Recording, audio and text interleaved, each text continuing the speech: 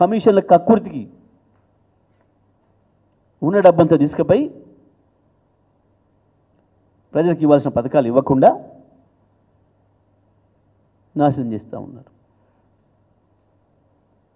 Current పాతకతే, సాగునీళ్ళు పాతకతే, మంచినీళ్ళు పాతకతే.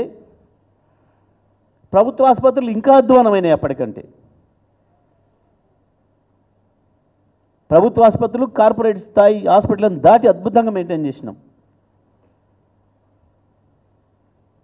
ఇది అదని కాదు, అది సిద్దిపేట హాస్పిటల్, అది సూర్యాపేట హాస్పిటల్, అది ఖమ్మమా, అది మహబూబ్ నగరా, అది ఆదిలాబాదా, అది ఇంకో చోటన ఇక్కడికి పోయినా అద్భుతంగా ఉండే ప్రభుత్వ ఆసుపత్రుల నిర్వహణ. ఇవాళ అడుగు పెడదామంటే కంపు కొడుతుంది.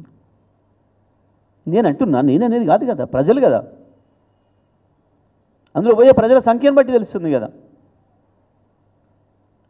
ప్రభుత్వ ఆసుపత్రుల్లో ప్రసవాలు ఇక్కడి నుంచి ఎక్కడికి వచ్చినాయి 28% నుంచి 78% తీసుకొస్తే మళ్ళీ వాళ్ళు 40% పడిపోయినాయి. 7 నెలలు తిరగక ముందే. అంతమంది ప్రజలు ప్రైవేట్ దవాఖానలో పోయి మళ్ళీ అప్పుల పాలవుతున్నారు. ప్రభుత్వ స్కూళ్ళ నిర్వహణ 1000 స్కూళ్ళు ప్రారంభించి బ్రహ్మాండంగా నడిపిస్తే ఒక్క పిల్లవాడికి జ్వరం కూడా రాకుండా గురుకుల పాఠశాలలు ఒక్క ఏడాదిలో 90 మంది పిల్లల్ని చంపి దుర్మార్గంగా మిమ్మల్ని నమ్మి, మీ ప్రభుత్వాన్ని నమ్మి, మా బిడ్డల ఆడ రక్షణ ఉంటుంది, మంచిగుంటారు అని చెప్పి మేము కూలనాలో చేసుకొని బతుకుతున్నాం, మా పిల్లలైనా అక్కడ మంచిగుంటారు అని చెప్పి అక్కడ పెట్టేస్తే 90 మంది పిల్లల్ని చంపిన దుర్మార్గం మీది, మీ ప్రభుత్వానికి. సిగ్గుండ అక్కర్లేం మాట్లాడడానికి.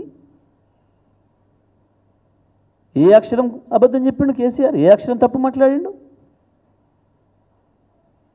ఏడ కాని మాట మాట్లాడిండు? ఏడా అసత్యమైన ఆరోపణ చేసిండు? అక్కసు మీది. సభ సక్సెస్ అయిందని, ప్రజలు కేసీఆర్ వెంట వెళ్ళిపోతున్న సంగతి ప్రపంచానికి తెలిసిందని, కేసీఆర్ నువ్వే రావాలని ప్రజలు అడుగుతున్నారనే సంగతి ప్రపంచానికి తెలిసిందని మరోసారి మీ పునాది కదిలిపోయిందన్న అక్కసు మీది. కేసీఆర్కి ఏం అక్కసు?